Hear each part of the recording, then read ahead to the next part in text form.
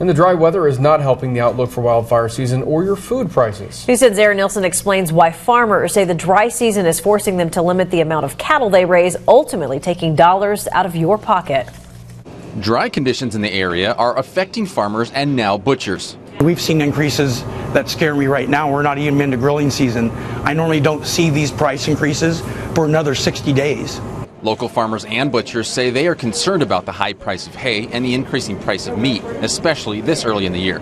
Callahan, co-owner of the butcher shop in Eagle Point, says the numbers for cattle production are the lowest in over 60 years. We eat so much red meat, and there's obviously more Americans now than there were 60 years ago. But think about how many more people we have compared to 63 years ago. Callahan says the current drought is driving up the price of hay, making it difficult for local farmers to afford feed for their cattle.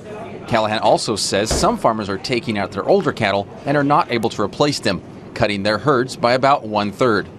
They just can't keep up because the hay is so expensive. You can't recoup that money back from the cattle when they go to sell.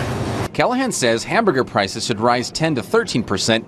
Grilling steaks prices should increase 8 to 12%. As beef prices go up, Callahan says residents may choose to go for other meats, but it would raise those prices too. Then it becomes a balancing act of supply and demand. As beef goes up in price, people might move to poultry and pork. As the demand for that increases and there's a shortage of that, then you'll see that go back up, and then maybe beef prices will hit a ceiling, which would be great. Callahan recommends residents to stock up on meat if they see it on sale. Also, he adds, make sure to buy local as much as possible, especially with hamburger. Local hamburger is triple washed and especially protected against E. coli.